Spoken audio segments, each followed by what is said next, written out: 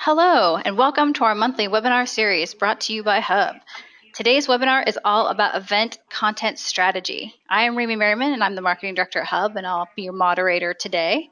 Our goal is to provide you with valuable information you can use when creating your next event that will help you make your life easier, save your time, and get your event marketed faster. Today, we've got an amazing panel of event content experts. Our host is none other than our own Ali Magyar, CEO of Hub. Ali is an entrepreneur and event management expert with over 15 years of experience leading companies and planning events for companies around the world. Joining Ali is Jamie Timberly, president of event agency Dynamic Events. Along with her team, she manages and oversees events ranging from a few hundred attendees to over 30,000. An acknowledged expert in event content strategy, Jamie has worked in the events industry for over a decade. And in 2016, she was named one of the Connect Corporate's 40 Under 40. And rounding out our panel is Deanna Schuler. Deanna is an event content manager with over 12 years of experience bringing content to life for conference attendees at some of the world's most successful technology companies, including Microsoft and Tableau. So just a few housekeeping items before we get started. The webinar will be recorded, and both the recording and the slides will be made available within a few days. All registrants will be emailed a link to access that recording and slides. And then all participants will also be muted during the call. But if you have any questions, go ahead and submit them via the questions box in the GoToWebinar app, and we'll answer as many as possible at the end. And if we don't get to them, we will definitely get back to you afterwards. And with that, I'm going to hand it over to Ellie. Great. Thanks for the intros, Remy. I'm really excited about today's panel. And actually, while we were in the waiting room and just chatting between us, we were talking about how event content is really starting to become more of a focus. You always hear the words event content is king, but it's usually one of the last things people talk about. But we're definitely seeing a shift in the industry in terms of how powerful all of the content is and how we can achieve business goals and objectives by really focusing our content and our messaging to a captive audience when they're there on site. So we're excited for today's webinar. We have a list of questions that we're going to go through and talk to our experts with both Deanna and Jamie. So Deanna, maybe we'll start with you. And one of the things that I hear a lot is, what does event content mean to you? Because sometimes people think it just means a breakout session. Other times people look at content throughout the event in terms of how they engage on site. So when you're thinking about event content, what comes to mind for you and how do you organize or structure that? I think that it's definitely that's the right place to start. I think that event content is a tricky thing because an event is a single point in time, and it's easy to decide what the message is for that particular point in time. But with the event content being evergreen, so many of them make the content available afterwards, the messaging really has to embrace the larger ideas, concepts, the larger goals of whatever the sponsoring organization is. And when you have to step back and kind of use your tried and true marketing 101 messaging framework kind of approach and really be sure that you've got the big messages all the way down to the small messages, so that when you start developing those individual sessions and those individual experiences, whether it's in the expo or other kinds of experiential installations around the event, that you always are tying back to that messaging framework and at one level or another. Yeah, that's great. I think oftentimes when we know what we're trying to achieve, we can measure it, we can make sure everything aligns to it. So that messaging is often a really important piece that starts at the beginning. And Jamie, when you're thinking about event content, do you take a similar approach in terms of messaging? And then how does that actually manifest itself when we get on site at an event? Yeah, I think definitely take a similar approach. You have to think about the year-long learning and not just that event as, one moment in time. The other thing that I think is changing a little bit when you think about content is how many different ways attendees actually have the opportunity to learn when they are on site. It isn't just your standard breakout session anymore. There can be interactions and ways to, whether it's hands-on learning, interactions that they have with experts. There's learning happening all around you everywhere at the event. So it's really taking, your standard keynote and your breakout session and figuring out how you really are getting that message across to all of your attendees year long, but also when you're on site everywhere at the event. And that's great. And Deanna, you mentioned sort of evergreen content and repurposing, and Jamie did too. But why do you think people look at that content that you're creating and then repurpose it throughout the year? What are the benefits to doing that you've seen for your customers? Well, the nice thing about planning your messaging strategy out is that you get these key messages that align to the goals that are going to be with you for 6, 8, 12 months. And if you capture those messages at an event, there's always an excitement. There's extra production involved. There are people around. People are excited. There's high energy. And when you capture that and then use that in another location, you can then key off of that energy and build on it. So by identifying what those key messages are that you're going to use beyond the event, you can really focus on capturing those in a way that will be able to be repurposed at different times. Yeah, we've had a lot of people saying too that by taking their most precious resource, their speakers and their experts, who, you know, that is a precious resource, and maximizing that time involvement, sort of capture that goodness in their brain. It's a really good way of scaling sort of the expertise that you have within the organization too.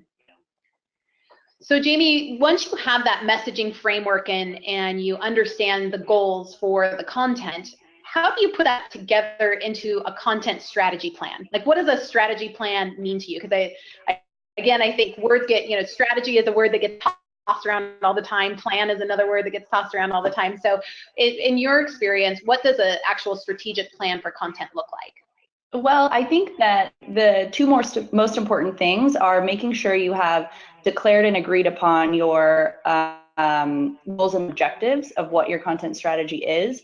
Everything that you should be doing when you're planning content should be able to be tied back to those goals and objectives.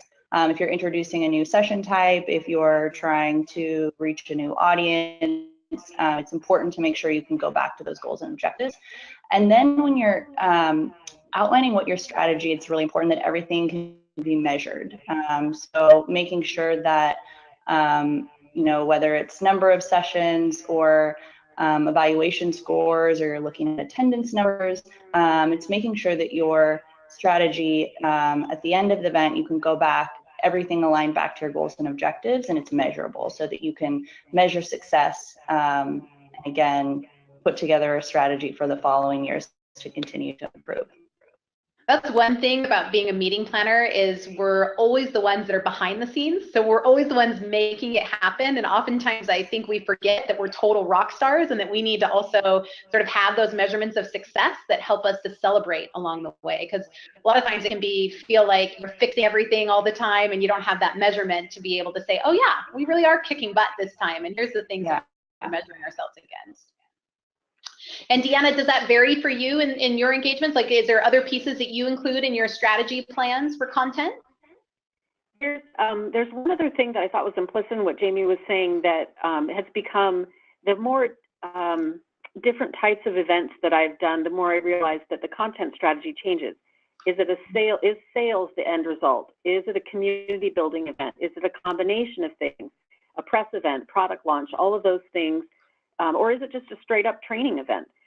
All of those things will affect not necessarily what the content strategy is, but the way that you implement the strategy, and clarifying that as well, not only for the event team, but also for the marketing team at large. For them to begin to understand how their messages for content really are part of planning the deployment of any product release. They need to be thinking, when this product is released, the product launch messaging is this, and the ongoing messaging is that, and our annual customer conference, the messaging is something else. If they can embrace content messages as part of their overall marketing strategy, then the content gets woven into the larger department's goals, which I think gives it real power and force, especially at the executive level. Yes, agreed. And usually the executives have a high focus on these in-person events because it's the exact audience they're wanting to reach, and it's a targeted, in-person, dedicated experience. So yeah, weaving into the organization's overall goals and objectives and having buy-in definitely allows for that strong content. So what about KPIs? Jamie, you had mentioned a few things of setting yourself up for success in terms of, measuring things like number of sessions, maybe, content within tracks. What are some specific tactical measurements that you've put in place? And then how have you gathered some of that data to sort of help with that metric board as a part of your content strategy plan? Yeah, some pretty basic content KPIs would be just the overall session satisfaction and the speaker satisfaction, how valuable was this content, or how satisfied were you at the session, and looking at your scores and setting goals for evaluation scores. We also look a lot at online viewership, as well as how our attendees are utilizing some of the different filters or curated content that we're putting in front of them. So maybe it's kind of different learning paths that we're providing for attendees when they get on site. We're looking at how many people are utilizing that curated content and the tools and filters that we've set up for them. Also looking at just number of sessions, attendance numbers, so using our session scan data, or if people pre-registered for our sessions, kind of setting some goals and tracking those as well. And Deanna, when you're looking at some of those metrics, do you look at them as one big bunch all together, or do you look at any segmenting? Like, do you ever have certain audiences and then you look at some of your KPIs and measurements as a part of that? Like, how do you look at segmenting some of that data and the KPIs? One of the clients that I work with a lot over the last couple of years is a data analytics company, and they love slicing and dicing the data. Yeah. So yes, I've gotten very involved in understanding some very specific profiles of who's attending what for how long, and what their satisfaction is on it. It's interesting that most people have had experience evaluating on Netflix, like you watch something and then you decide how many stars it should get. And so people are used to doing ratings, and yet the nuances of that is very important to, set it all up so that you get reflected the most consistent of it, the way that 15,000 people perceive it all the way that you intend it to be perceived. And it's also interesting to see that Netflix changed their rating system from stars to thumbs up and thumbs down, even making it more a single point of voting, of like, I like this, I didn't like this. Well, wait a second, we spent 12 months putting this together, and all you can say is a thumbs up or a thumbs down. It does kind of beg the other ways of evaluating success, like Jamie mentioned, especially attendance. People vote with their feet. They go and they see the things that they want to see. And then how many times they look at it afterwards, also a good indication of what's successful. So not just seeing the slice in time, but also looking at those over time to get the real power of what was successful and what wasn't. Then diving into, then segmenting the audience. When you look at an individual session, you say, okay, how many people from this industry came, or how many from that industry came, and did they, did one industry think this was more successful than the other one? Sometimes diving deep into the data is really fun, but it doesn't really have lasting application to building your next event. So I kind of caution people from getting caught too far into the KPI rabbit hole. Yeah. It may not bring you back as much value as you would spend time. It's disproportionate.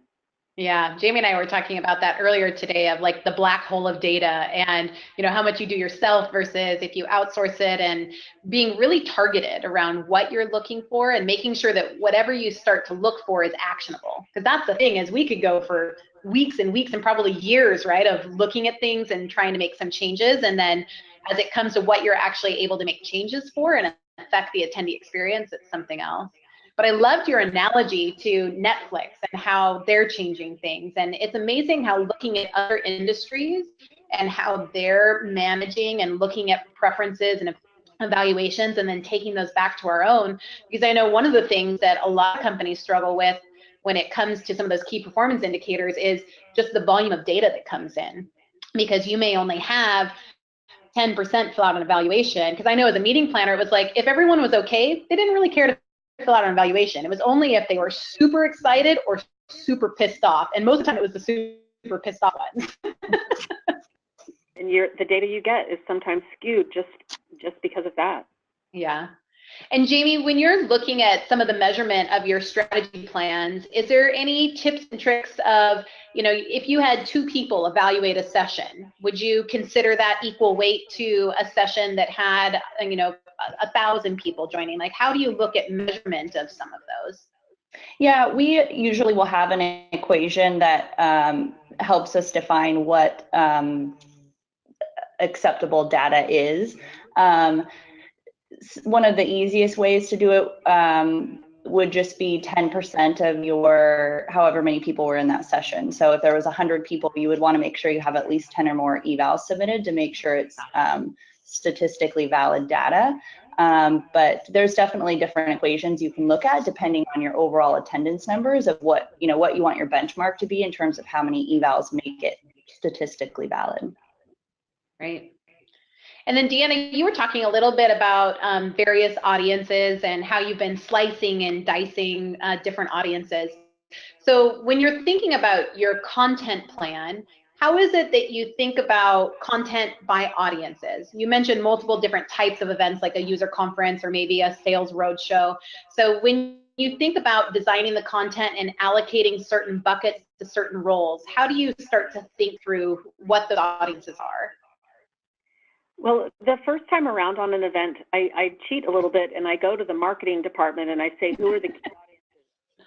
And by taking their key audiences and then understanding, how they profile those, then I will use that to slice and dice the data. But I have found in year 2 and year 3 that what they thought they were measuring or who they thought the audience was actually changes.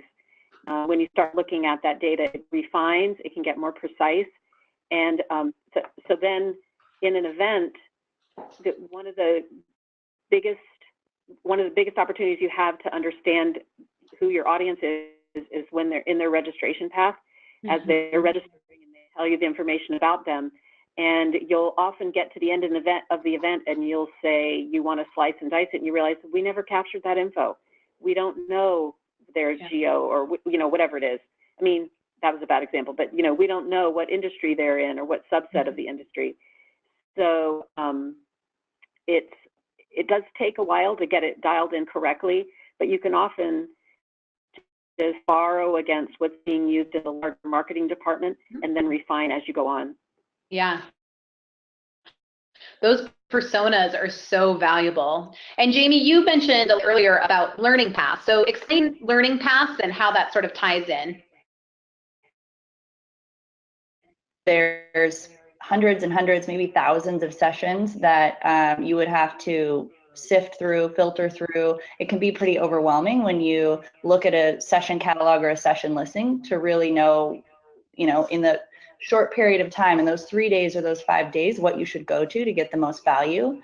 So a learning path will kind of take those personas or those audiences and curate different learning opportunities throughout the whole show, from when they get there till the end of different suggestions that they can go to. So when I, get to a session catalog, I then have 20 or 30 different sessions to pick from instead of 100 or thousands. And you can always back those filters out. You can say, no, this isn't really me, or this is me 90% of the time, but I'm also interested in something else. And you can go back and filter sessions, however, those opportunities for someone that is just completely overwhelmed. Maybe it's their first time at the event, or learning paths will offer different maybe breakout sessions to go to, maybe some theater sessions, go get certified on these 3 things to this expert, kind of just dishing it up in a easy to digest way. Yeah, I know when I'm attending sessions that, there's several hundred to join, I would love for someone to tell me, yeah, here's the 10 things you should make sure you go do. Well, and one of the things that I say to my teams a lot is I very rarely worked on an event team that is the target audience. So you are not the target audience. You're not their age, you're not their gender, you're not going to suggest things that they're going to like. You really need to take yourself out of the equation. Just because of what you would like, you might do more of that, and then you've totally lost the audience. I find that the short attention span, the scan the news, the whole mentality of a quick snackable size content and stuff, that may not be my preference on how to learn, but it is certainly the preference of a lot of the people who have the money to attend your conferences. Right. So you need to stay in touch with who they are and their learning. Those suggested session lists and stuff are key to engaging them quickly, because you might, if they have a long session of 1,000, if you have a long list of sessions, 1,000 long, you're going to lose them by the time they get to the letter B. They're not all the way through. Yeah. Remember, you're not the target audience. That's a good tip. One of the ways I've seen some of our customers in the past sort of get a handle on that is by looking at customer advisory boards, or even when they're on site at an event, pulling together peer review groups to really understand, what is it that they're finding of value? What would they change in their learning path? What could be new or different? And so I think polling your audience is a great way of getting some of that additional data set that is actually that end user, since it's not you and it's not the planning teams. And while we're talking about marketing of the content, Deanna, is there any tips or tricks from your side of, we talked a little bit about learning paths and being able to filter, but is there other information or things that you do when marketing the sessions on the website that helps to get across to attendees sort of that messaging or that information around the content? Like, are there tags or filters? Like, what else do you do to sort of hone in on the value of the marketing content on the website? I do think that it's worth spending a good deal of time understanding the major chunks of your data and assigning a tag that identifies them and chunks them out for people. But I often find when you look at the data about how people search for content, they're using keyword search. They want to go to a browser-like experience and put in the word that they think of, not the word you might have picked, and they want to see all of those things. So you need to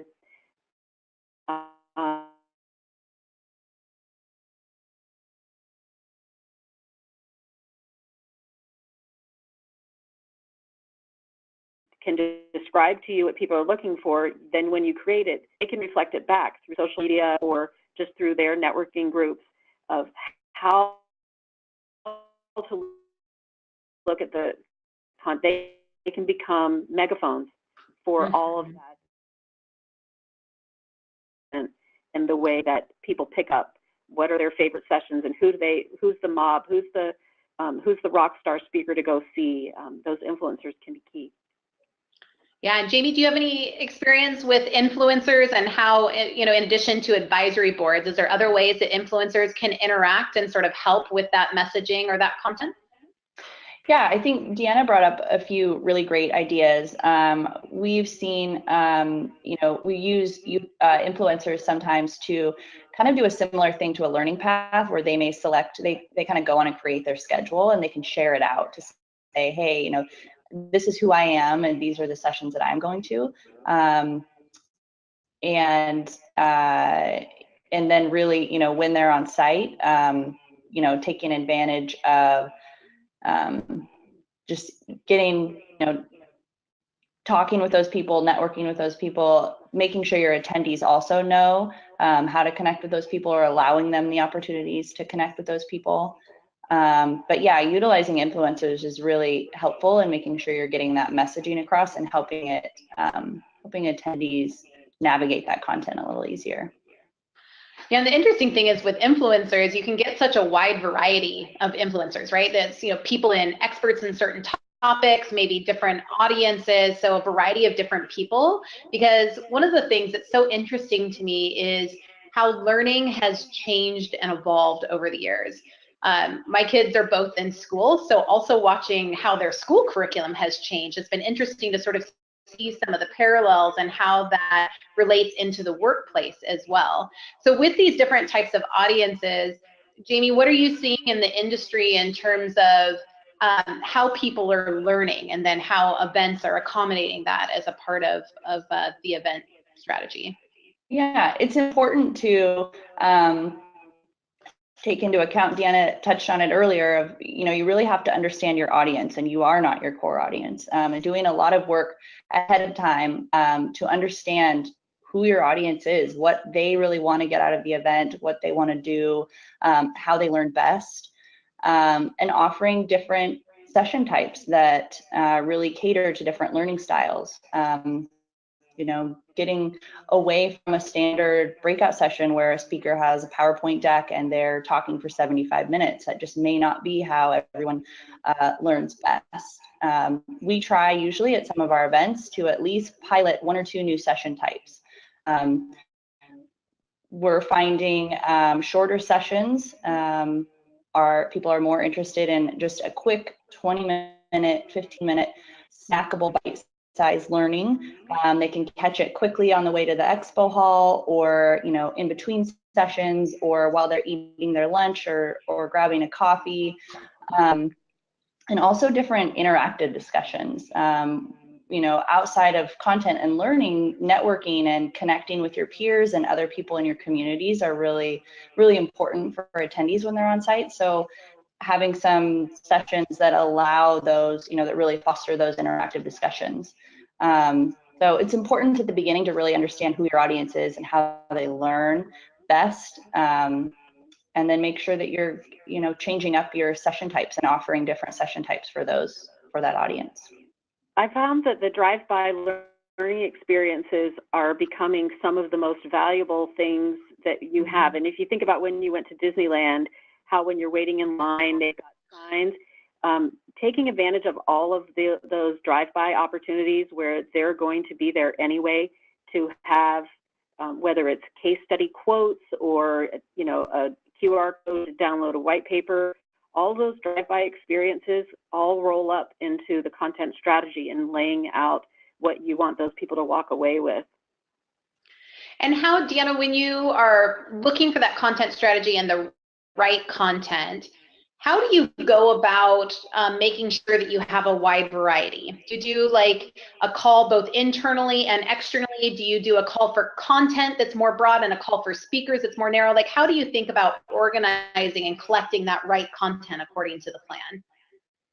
It's something I'm seeing people wrestle with all the time. An open call for content, if you were Google, would kill you, because who doesn't want to speak at that conference? So you already know you need a closed universe. You need to decide how big is that universe. And then when you have a content strategy and you know what the topics are that need to be spoken about, do you just call for speakers to address those topics? And then their whole submission is about telling you why they're the best presenter? Or is it more about going after the best presenters and saying, what are you talking about right now? What are you finding, and taking advantage of what you know in the marketplace? Or do you do a combination? And I find that the ratio is kind of changing a little bit.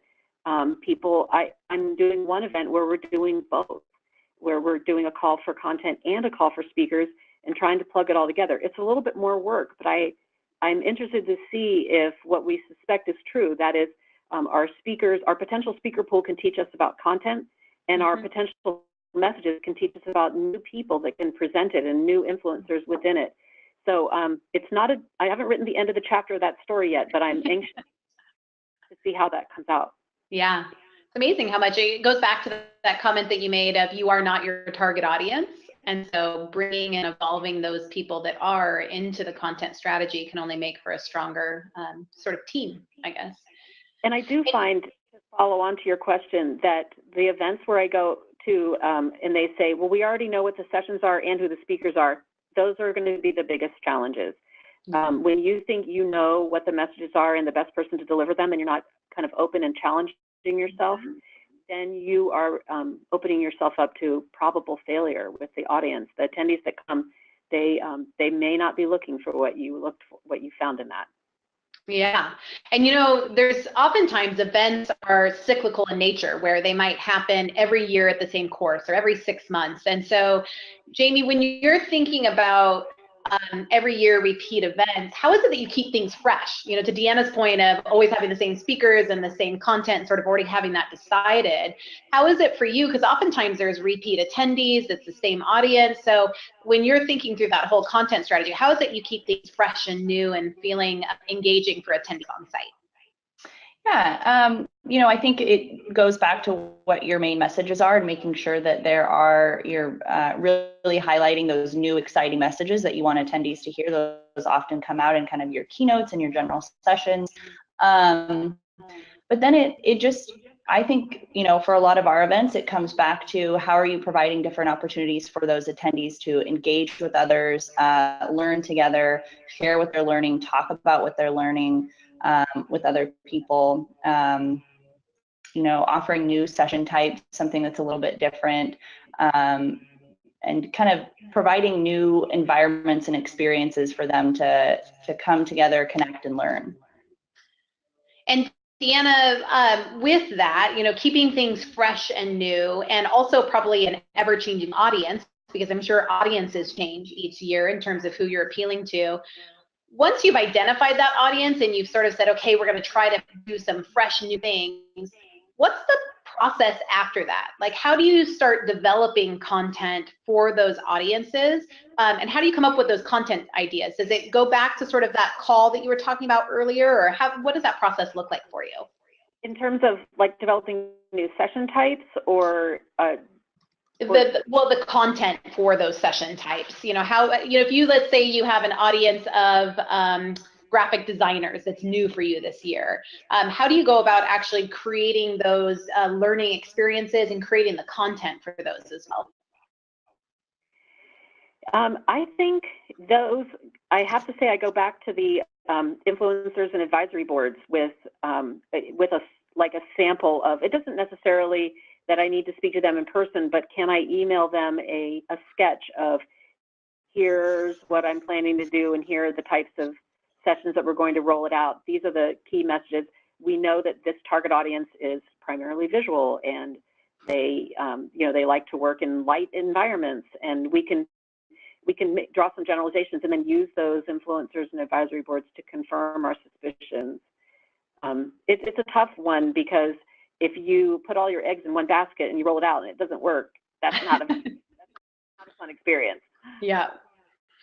Yeah, and I think that's why the variety there, sort of trying to create a menu of things for people, and what Jamie was saying earlier of trying to do a few new things, but not too much, because you don't want to rock the boat 100% in any one given year.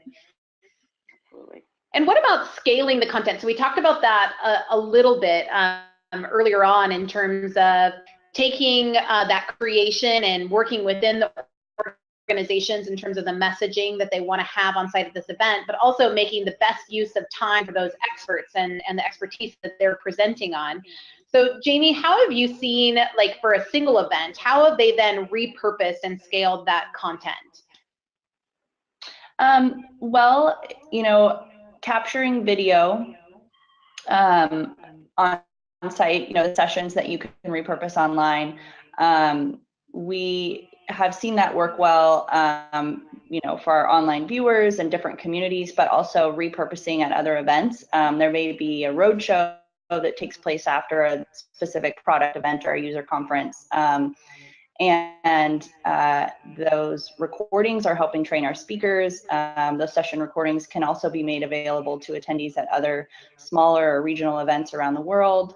We're also utilizing PowerPoint decks, making sure that we're creating those in a way that they can be repurposed with kind of general look and feels and designs, so that a title slide can be switched out and repurposed at other events. But it is important to, when you're developing that content, make sure that your speakers and your content creators really understand the life cycle of that content and how it's going to be utilized and repurposed at different events. And this is an interesting one. So Deanna, I'm interested in your take. What would you rather have? a great speaker or a great presentation deck? I'd rather have a great speaker. Yeah. No question. Yeah. A great speaker you can work with. You can, they will embrace concepts and they'll weave things in magically, can embrace your messaging and can deliver it with power that you probably didn't even anticipate. So great speakers are, they are the backbone of a successful event. You just cannot do it without them. Yeah. And Jamie, it looks like you agreed with that too. I would agree. And oftentimes when we're investing in speaker training, it's really just general presentation skills and more kind of life coaching skills on how to present and communicate and be in front of an audience versus really specific training on that PowerPoint deck or what to put on your slides or how to format this. When we do have events that can invest in speaker training, it's really to help people with their general presentation skills. And yeah, I would agree with Deanna. When you were earlier about metrics and now speaker coaching, it's an interesting thing. I, for the first time, married up with the scores from sessions, who attended speaker coaching and who didn't, over a 3-year period of time. So we've often done it in an individual year or whatever, but over 3 years of time to see, can we really show that a given person who is not, so you have to take the rock stars out of the equation a little bit, but is a given, kind of mainstream speaker with some coaching, not only on what the presentation is, but you might have a panel of people sitting in the speaker training and the speaker coaching, and they watch for messaging and they do a couple things, they give them some pointers. You really can get a discernible, almost a half a point higher in their evaluation scores, which just tells us the satisfaction gets better and better as those speakers get better. Yeah, well, that's a great tidbit. I remember one of my favorite speakers was, his name is Dux Raymond Sai, and I think both of you probably know him too. But he is so engaging. It's sort of that charisma that you have when you walk in the room and he's just up there and he's in a costume usually and got music playing, and it's just the energy that sort of injects itself in that, those people are so precious to be able to use them and repurpose them as much as possible. Yeah, and oftentimes you'll see eval scores and comments from people that go to those sessions that are just, I love this person. They, I wouldn't ever miss their session. I always have to be at their session, and their content, maybe it was good, maybe it was awesome, or maybe it wasn't the greatest, but they'll probably have a really good evaluation score because they were such a good presenter. And what do you guys, strategic work is a lot of work, and then you've got the actual management of content on top of that, and then the marketing of all the content.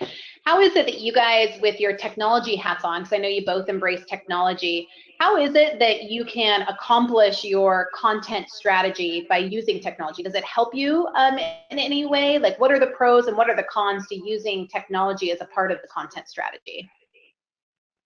And Jamie, do you want to start? I didn't call on someone. I mean, it's key. You can't manage sessions and speakers without having a tool to help you do that. It's so important to have one location that not only stores everything, but can be where you're pulling all of your data from to be able to measure everything after the event. And I mean, ultimately, it's going to save so much time to have everything in a tool, have speakers be uploading information instead of tracking things in spreadsheets or sending things through email.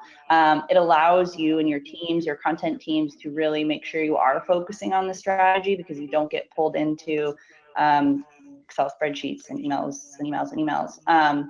So it's key, it's so important, and really it becomes that one tool, that one place where all your data lives, and you can really easily pull, different reports and really look at all of your data and measure things afterwards and even during the event on how things are going. And that's a good piece or transition, Deanna. When when we're talking about data, and you talked about doing an event for a data analytics company and slicing and dicing, do you choose to do that work yourself in terms of the data, or do you typically outsource that? Like, what does that look like for you after you've gotten to, past the event and now you have these massive reports to look at? What does that life cycle look like, and what are some best practices you could share? I have to say, I've been in all of those scenarios where I've had to do it. I've had other scenarios where somebody else gave it to me. And then this year, in one of my events, I put somebody on my team who is a data analyst who, if I needed to have something looked at that I certainly could have done it myself, but I didn't have time, that I could just call on. And as we went through the event, they began anticipating what kinds of things I would want to see from the data. And then creating those reports over and over again made it easy for me to disseminate those. Speakers, they want to know how to be successful. So if you can give them any information, they will eat it up. They will love it. So I've tried a lot of different strategies, and as much as I would love to just crawl into bed with a big, gob of data and kind of go through it, I don't have time. You don't have time. Yeah. And so you've got to just keep moving, and you've got to keep your team moving. So I think having people that can help you do that, who are savvy with what an event needs to be looking at for kind of enhancing the experience, that's probably the best. Well, at least for me, that's the success. That's where I'm finding success right now, is having a strong team. Yeah, agree. And I think, that definitely gives you that information to be able to tweak and change for next year and get that information. And Jamie, what about some smaller events that maybe don't have the budget to have that person on the team? Like, what are some tips or tricks that you could share when, that's just not realistic because the event is so small, or the budget is limited? What have you been able to do? Yeah, I think it can be overwhelming when you either have multiple data sets and you've got reports coming from multiple different places. But I think the key thing is just to, when you do sit down with it, hopefully it's not in bed, but when you do sit down with it, figure out what your trends are. What are you seeing that really sticks out? When you're putting some graphs or some pivot tables together, kind of really focus on where you see some trends that you can take action on. And it also kind of goes back to your goals and objectives. You could measure and analyze data for weeks and months, but really focusing on some of the key things that you're trying to up level or improve or report out on, and see how you can kind of slice and dice the data and look at it. Great. And I agree that if you start in the beginning and you say to yourself, at the end of this event, what do I want to be able to tell people about how the event went? I want to be able to tell them that the speakers were this great and the content was like this and we had this kind of diversity. If you can outline those things in the beginning, it'll make it so much easier when it's over. You won't get lost under the big mountain. Yeah. I think it's so important when you're thinking data of setting what is it that you're going to measure, and knowing that up front so that you have sort of the tools in place and you have the right questions in place to make sure that you're measuring the right thing. Well, I think from a preset list of questions, we've covered everything that we had, but I know we've had a couple of questions come through on the Q&A as well. So I'll start with a couple of the Q&A questions. And if anyone on the call today has additional questions, feel free to put them into the chat window there and we'll be able to answer them for you. Our first question asks, how have you seen companies balance the snackable content types with continuing education credits that need to be delivered when obviously those are a priority for attendees because they want to gain credit? So how have you guys seen that implemented on site? Maybe, Deanna, we can start with you. If you have an event where you're giving CPE credit, it's CME for medical, CLE for legal, but if you're giving continuing professional education credit, they have specifics about how much time is lecture and what the handouts are like, and you have to hit those. Your whole conference doesn't have to be accommodating that, but you do have to have those things in there, and you have to hit those, otherwise people will have invested their time and they won't get the credit that they should. So you do have to do that. Again, during the times that they're waiting in line, or after their 2 or 3 things that they have to do in the day are over, they will get other chances, and they're actually going to be even more susceptible for the smaller drive-by experiences, because sitting through and trying to absorb information for several hours, it takes you back to when you're in college. It's exhausting. It takes a lot out of you. So you need to have a way to liven them back up. Yeah, agreed. And Jamie, anything from you in terms of continuing education? Yeah, I think, it's really about that balance and creating different opportunities throughout the day. I love how Deanna says drive by, but it's just finding opportunities during breaks, during lunches, during receptions, just other, kind of giving them that balance and allowing them to choose their own adventure, basically. Yeah, and I think every continuing education company that's certifying content has different rules and limitations. So like for project managers, I knew we could do continuing education credits that were in 20-minute increments. So short little theaters actually did work.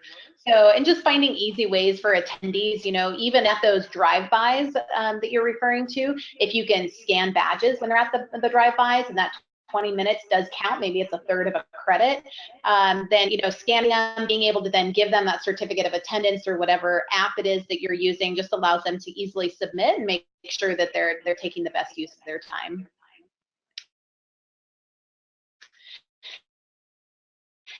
And actually, this sort of goes back. How are you measuring if and how attendees are implementing the knowledge they receive at the conference? So obviously with evaluations, it'll tell us whether they're satisfied with the event, and continuing education credits helps them to remain certified and continue to do their job. But how do you know if the content is actually relevant and if they're implementing it? I'm dealing with this right now. I just had a little light bulb go on in the last month that said evaluations, when we do evaluations, they're one-way conversations. We take all this data in and we never go back to any of these people. And yet they've agreed to do it, and so I'm waiting for the right client who's ready to engage in this, because it's a little bit of a risk. But I would really like to take some random evaluations and go back to people, positive and negative, and go back to them and follow up in 3 months, 6 months, 9 months, and see if we can create a dialogue around what they liked and didn't like, and pick up what they're learning and how they're implementing, or how they tried to implement and weren't able to. If we can pick up tips that way and use that, create a conversation rather than a one-way evaluation conversation. Yeah, that's great. And Jamie, how about you? Any tips or tricks of how they're actually implementing? Yeah, I think, you can build some of that into a post-event survey. Also offering maybe a pre-event survey where you're asking questions kind of about their perception, or, how they may be interacting currently with your product or service. And then also we look a lot at online viewership too, and how are people, what are they doing when they go back to the office? What are they sharing with their peers? What are we seeing online that's really popular? Because we know that once they, get back into the office, that's where we can kind of measure what it is they're still interested in. Great. All right, we have one more that just came through. So how do you handle session capacity management leading up to the event? I know this is a total fine art, but specifically avoiding long lines and making sure the sessions are in the best room for the amount of people that are pre-registered. And Jamie, do you want to start with that one? Okay. Yeah, it's always a puzzle. One great thing is, a lot of events are steering away from printed materials, so all of your session information can be online. That means that you can make shifts and adjustments, really up until people are coming on site and they're really looking at their mobile app or their session scheduler to figure out where they're going. So that does allow you to use really, really accurate data in terms of what people are pre-registering for, saying they're interested in, and maybe making some room adjustments. There's also ways within maybe a schedule builder that you can maybe only allow someone to add one session to their schedule at one time slot. Maybe you can always pre-register and manage capacities for sessions. One of the things that we're going to pilot at an event coming up is having 2 different lines when you get to a session, and if you pre-registered for it, and go in and then you have a wait list line. So you often, even though your messaging can really clearly articulate that adding a session to your schedule may not guarantee you a seat, people often get frustrated if they get to the door and they can't get in. So there's a lot of different ways out there to do it, and unfortunately, I don't have the secret to it. But I think, being able to, if you have the opportunity to be flexible and make session room assignment changes based on live data that's coming in and what is most popular, I think that's really helpful. One other thing that we're doing really quickly is different overflow or extended viewing areas. So maybe someone can't get in the room, but there is a place for them to go on site, somewhere on site to catch the session. So if you can't get around that and all of your rooms are maybe on the smaller side, having maybe the meal room or a large space have a way to stream some of those sessions. Right. I've also found that using the tools like Jamie said, where you can see where the demand is mounting, and even up to the last minute, you can make room changes that might accommodate more people, but there will be some sessions that will fill up, unfortunately. And being able to see those, if you've left a few repeat slots open in your schedule, you can repurpose that person into that open slot and know right away that you're doing repeat. I have one client whose event had almost every session had a repeat because it was very focused. They knew what the key messages were, and they knew if people couldn't get into them, they needed to have another opportunity.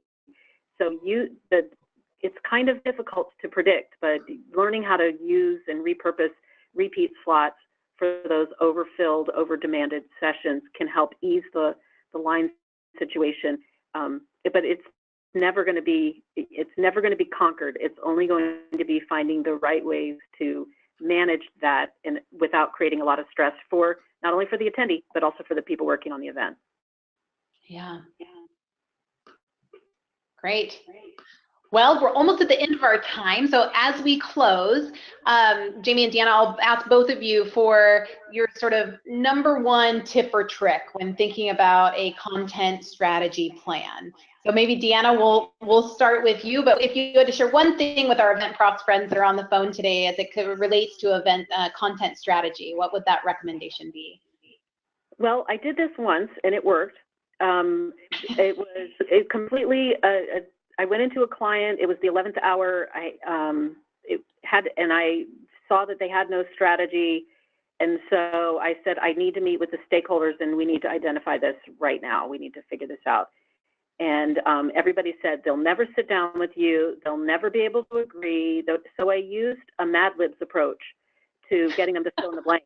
And whether you do that with your stakeholders, whether you really expose that strategy to them, or if you just do it for yourself and say the most important thing that coming to this thing would be X, fill in the blank, so that when they leave they do blank, and then in a year's time they will blank. Then you can, if you start filling in those blanks and you get your stakeholders to fill in those blanks, that will jumpstart your content messaging. It'll get your framework going, and it's a little bit of fun too. Yeah, that's a great idea. Mad Libs for content. That's awesome. And Jamie, what about you? If you had one parting word for the rest of the event props on the line. I think it's a little bit similar, but it's so important in the early stages to do the upfront work to understand who your audience is. Don't assume or don't go off of last year. Really do the work to identify who your audience is, what they want to get out of the event, why they're coming, what you want them to learn, and what they want to learn. It's going to help set up your tools and make sure you're capturing everything correctly. It's going to make sure you deliver rockstar content, and then when you're measuring and providing those KPIs afterwards, you're going to have all the data you need to tell that clear picture. So I think if I could offer, one thing, it's doing all that work up front before you really kick off and start figuring out what your sessions are. That's great. Well, Jamie and Deanna, thank you so much for joining us today. It's so much fun to be on the line with an experienced content strategist, and it's been fun sort of watching you both in action over the years. Really impressive what you guys have been able to achieve for your clients. So appreciate you sharing your best practices. And Raimi, with that, I'll hand it back over to you. All right. And I just want to thank everyone who joined today and listened to these brilliant ladies. If you have any follow-up questions that didn't get answered, feel free to reach out to them. Their contact information is on the slide here, or you can ping me at marketing@hubb.me. And as a reminder, everything has been recorded and will be sent out in a few days. So everyone have a great rest of your afternoon. Bye, everyone. Thank you.